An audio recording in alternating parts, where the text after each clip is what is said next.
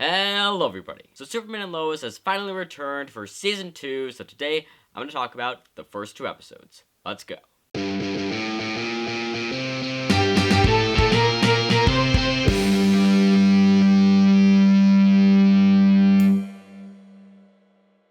So, if you haven't been following my Superman and Lois reviews for season 1, Superman and Lois was the biggest surprise of 2021 for me because it wasn't something that was on my radar at all. But then I saw Sean Chandler did a review of the first episode, so I was like, alright, let me check this show out. And it quickly became one of my favorite shows ever. Like, it's definitely, I think, my favorite superhero show of all time. I really enjoy it. It did everything right on every single level in season 1, and I was very, very excited for season 2 to start. And mostly, it's still keeping up with my enjoyment of it. There's a few things that I'm kind of like about, but so far I'm enjoying it just as much as the first season. They're doing a lot of things still right. I'm thoroughly enjoying it.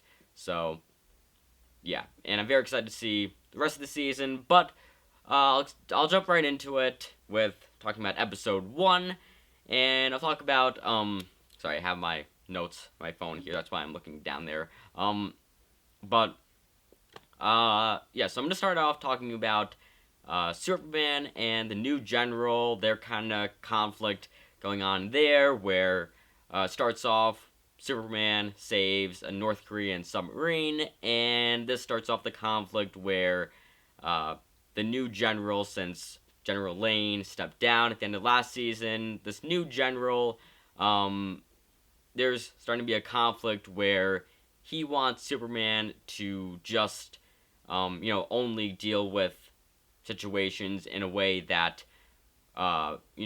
benefits America, where Superman is like, I pledged my allegiance not just to America, but to the world, and I'm just gonna save, anyone who's in trouble. I'm gonna save them, no matter who they are, whether it helps American affairs or not. Like, I'm saving the world. And so that obviously creates a conflict, and this leads to the new Superman, this new team of superheroes that the new general put together. We get introduced to them when there's starting to be earthquakes in Smallville. Superman goes. The earthquakes are coming from the Kryptonite mines in Smallville, so he goes there, and we find there's a new superhero team. They have the Superman symbol on their chest as well, and it's revealed the general put them together using from this superhero training school or something that was teased last season. It's revealed he used that to put a superhero team together that's going to be America's Superman. And this whole conflict between them is reminding me a lot of two plot lines from the MCU, the Sokovia Accords and the whole John Walker thing in Falcon and Winter Soldier, because, with the Sokovia Accords, it reminds me of that because he's trying to, put a limit on what Superman can do, and that's like the whole thing with what Captain America is saying, like, oh, what if, there's something we're supposed to do and we can't do it? Or what if there's somewhere we're not supposed to go and they tell us to go there? The new general is trying to kind of, control Superman and what things he can deal with, what things he can't deal with, based off of his agenda and not the agenda of Superman, which is just to save the world, to save anyone who's in trouble. And so I definitely think that that's a very interesting idea to explore. And it's probably been explored at some point in the comics, but I haven't really seen that kind of take done. I guess it may have been explored a little bit in Batman vs Superman. I haven't seen Batman vs Superman in a while, so I know there's like a conflict with him. He has to be in court, Superman. So I don't really. I think there's something sort of like that, but not exactly like the way they're presenting it here. So I definitely think This is a very interesting concept. Then, of course, the other plotline from the MCU that I said reminded me of was John Walker, and obviously, with this new Superman kind of being like the government-controlled Superman, it's very reminiscent of John Walker being the new Captain America, but not really Captain America as as Steve Rogers Captain America, but Captain America more of a government officiated Captain America, government controlled Captain America. So definitely those two plot lines, the Sokovia Accords and John Walker, it this plotline here definitely reminds me of kind of like combining those two ideas into one thing. So I find that very interesting concept. So I'm excited to see where that goes as the season goes on.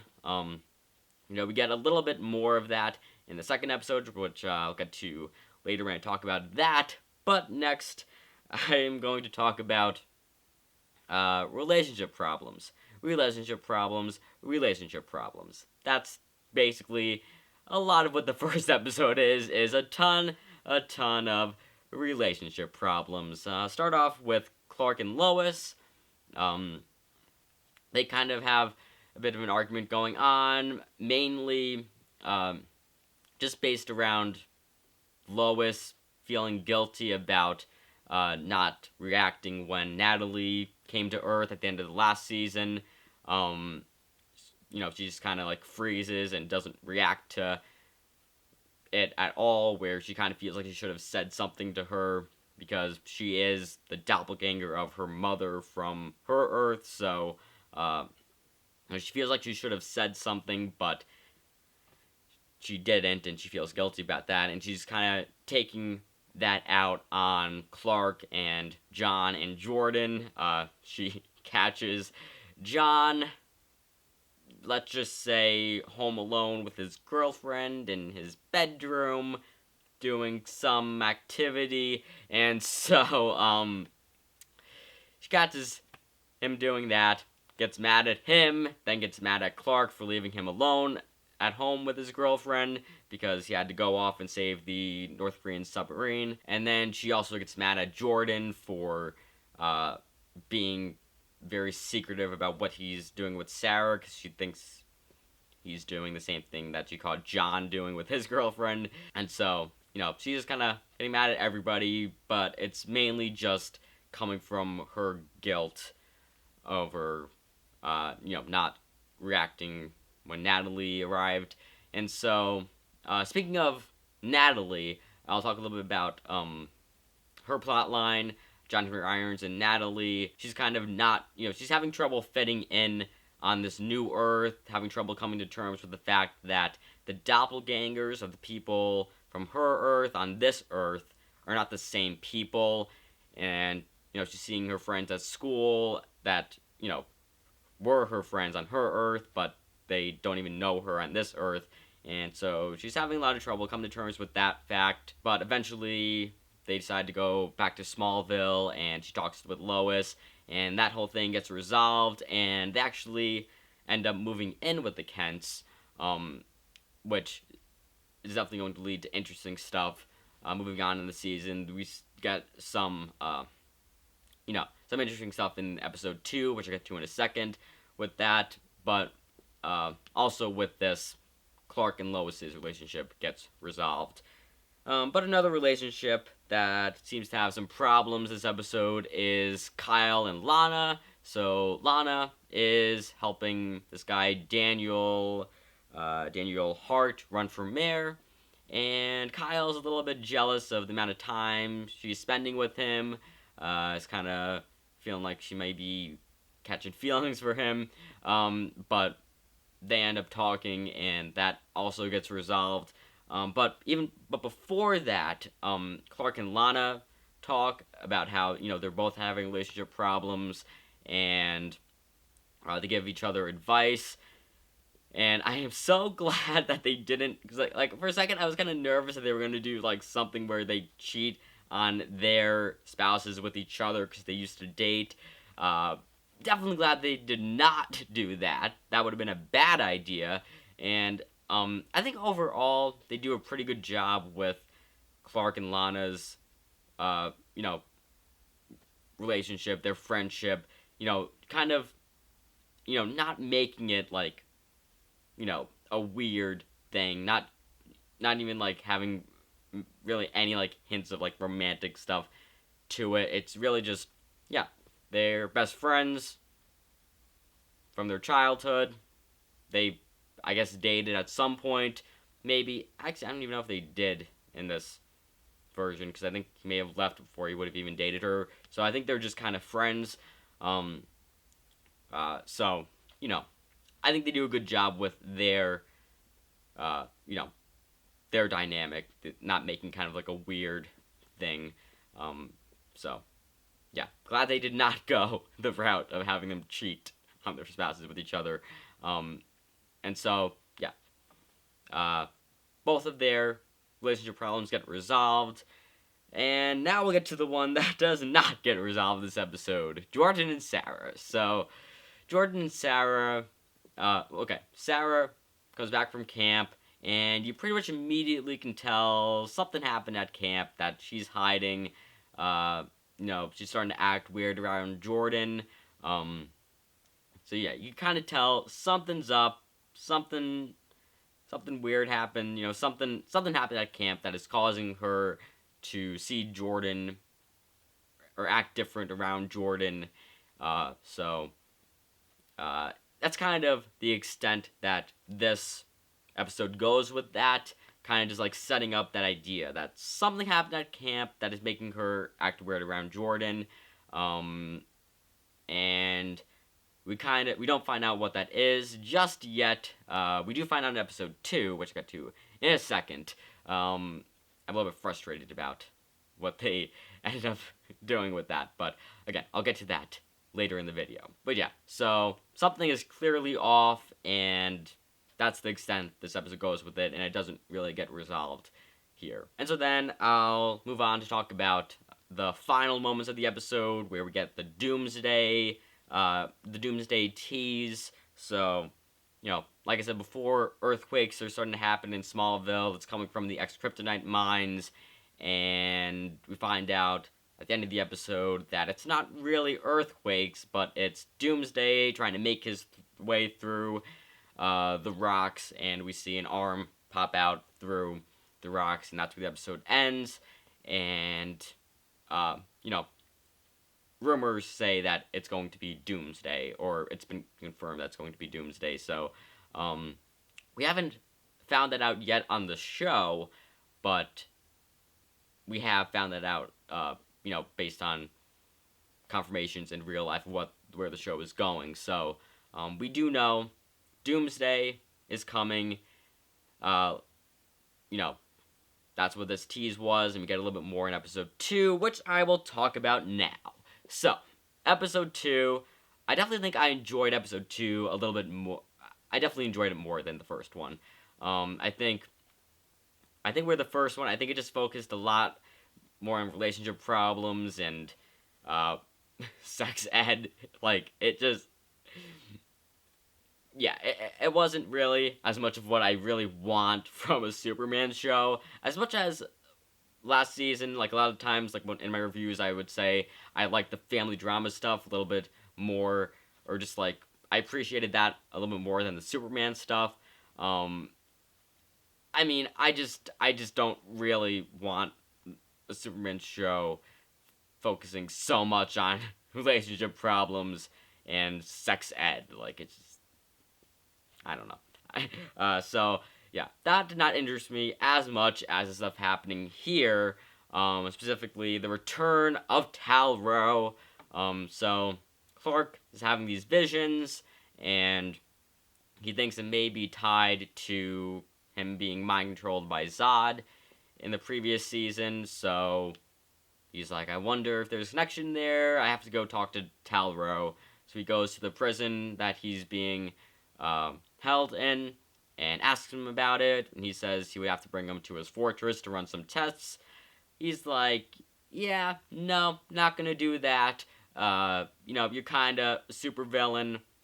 You could escape. I'm not really gonna take you out of the prison that you're being held in. He's like, well, I don't have any powers, so there's no risk here. He's like, yeah, I'm not gonna take that chance, so see ya. But then this whole thing happens where uh, this villain who has some stolen X-Kryptonite, uh, Superman goes to stop him, but he ends up getting beaten up, but he ends up being saved by the new Superman somehow. Don't really know how that works, how they're able to beat up this guy who has X-Kryptonite powers, but Superman isn't. I guess maybe it had worn off by the time they showed up. Um, and we also, kind of a reveal, is Tag is on the team from last season, the one who got super speed. He's also on this Superman team, so that also creates some conflict with, Superman and the General, as I mentioned, where he's like, you have a kid on the team. He's barely even 18, and you have him going out fighting, these dangerous villains. Like, that's not okay. And so, again, there's more conflict between Superman and General. It's not explored as much in this episode, but we have that little bit there. And this ends up causing Superman to realize, yeah, I gotta figure out what's happening with these visions, because the other thing that happened during this fight was he had one of those visions, and that's kind of why he wasn't able to get up right away and fight this villain, and the Superman had to come in and save him. So he's like, yeah, I gotta get this figured out, so I'm gonna take Talbot up on his offer. Despite my better judgment, I gotta do it. And he also ends up taking Jordan with him, because Jordan wants to go to be backup and feel useful because of some stuff happening early in the episode with him and Sarah, which I'll get to later. But yeah, so Jordan goes with him and Tal-Rho to the fortress, and we get to see Superman's mother, Superman and Tal-Rho's mother, the AI of her, which I thought that was a great thing that they did there. I guess we did get her last season, because I think Lana had her consciousness go in her, so we got some moments with her last season, but it's cool to see, the actual, it's still not really, the actual her, but it's, seeing, the actual version, what she actually looks like. It's cool to see that kind of version, and we get, again, her being happy to see Superman grown up, and she even's happy to see Tal-Rho all grown up, which I loved that moment, because you could tell, she does love him, she does love Tal-Rho, and it's just sad that his father was a complete jerk and turned him into a supervillain.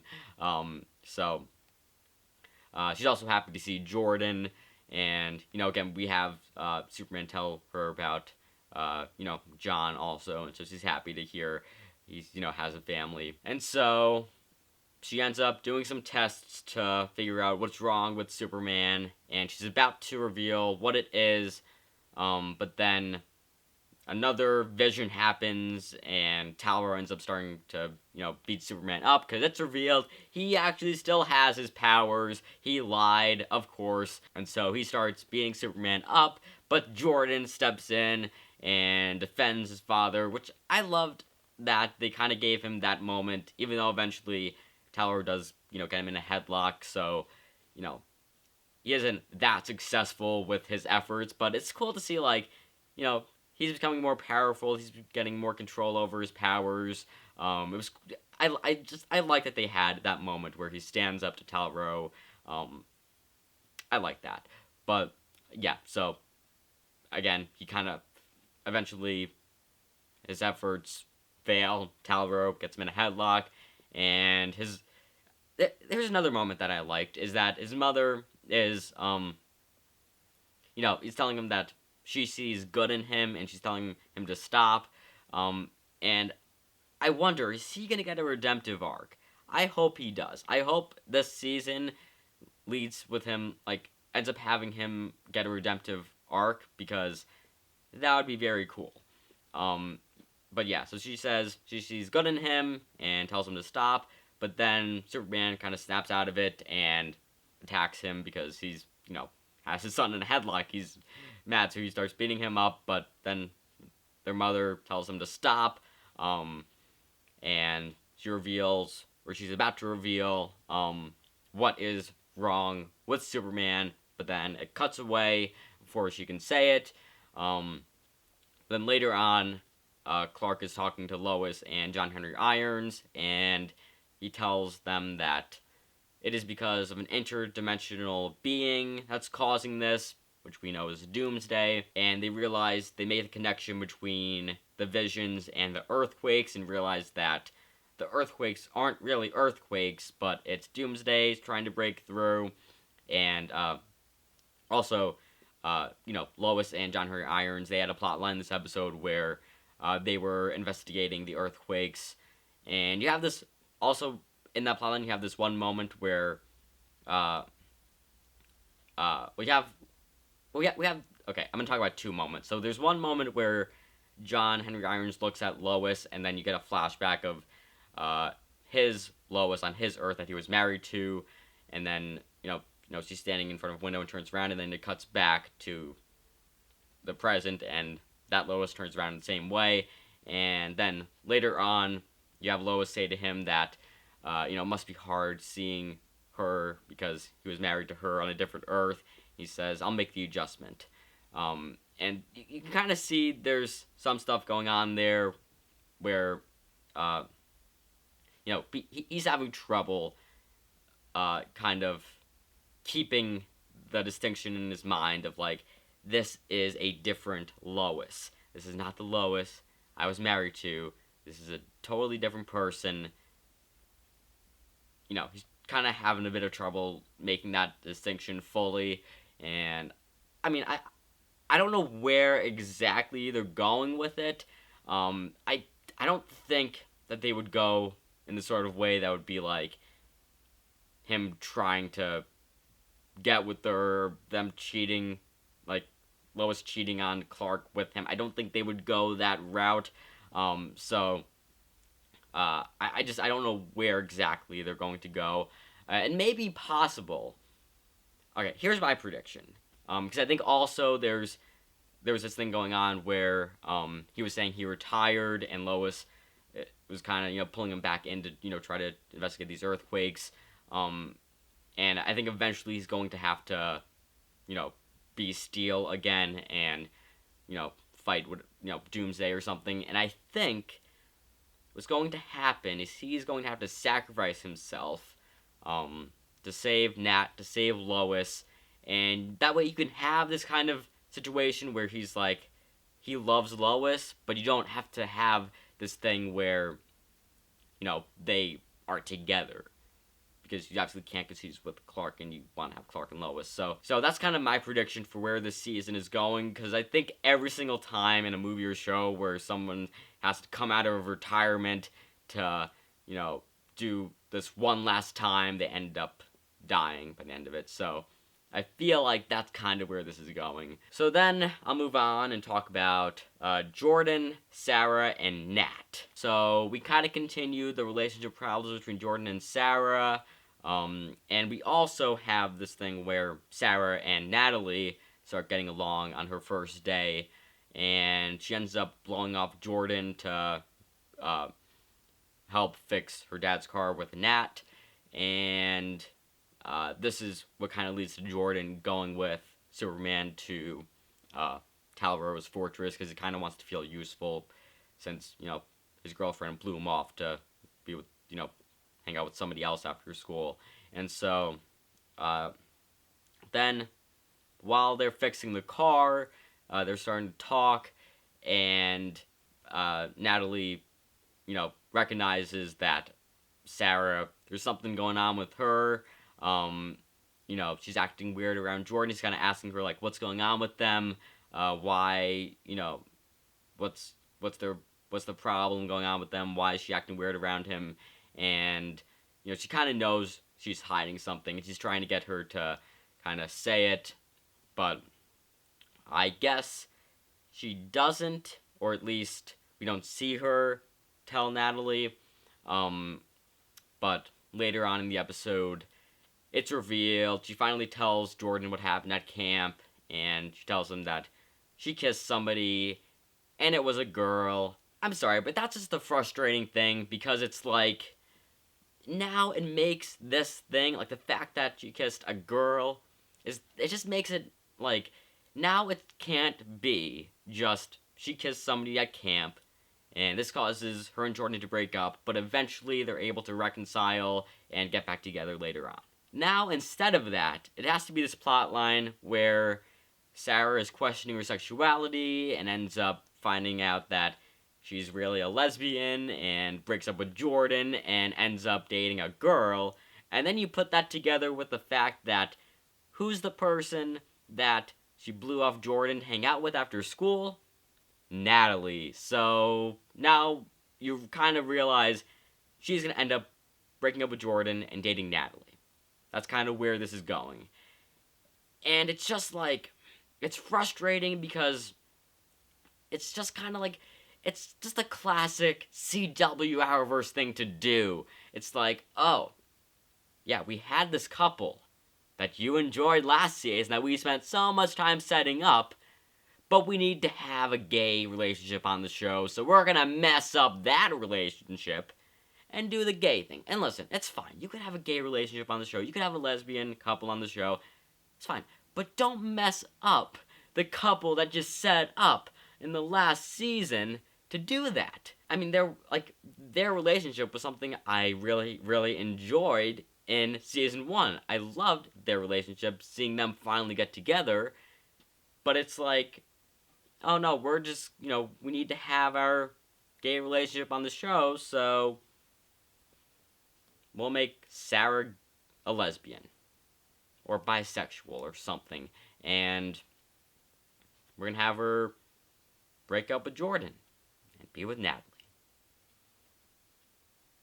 I don't know, and see, the other issue with it is that now you kind of lose. It's kind of a lose-lose situation, because now that you've set the situation up where she may be a lesbian, now it's like, okay, so if you follow through with that fact that she's a lesbian and have her date Natalie or date some girl and break up with Jordan, you ruined Jordan and Sarah, a relationship that a lot of people, including myself, really enjoyed from season 1. But then if you don't follow through with her being a lesbian and just have her continue to date Jordan, then you just ruined your chances of having a gay relationship with, which a lot of people want on a show. A lot of people want to have a gay relationship on the show, but if you set up your way to have that, but then say, oh no, we're just going to have her continue with her heterosexual relationship, it's just a lose-lose situation. You're going to get some people mad no matter what you do with this. So it's just a really just weird idea that I think just didn't need to happen. I think, because okay, it could be that they were like, okay, we want to have the situation where she kissed somebody else when she was at camp, and this is, gonna mess up her relationship with Jordan, create problems with that this season. And they're like, okay, we could do the classic she kissed a guy, but why don't we change it up a bit? Why don't we spice it up? We have her kiss a girl.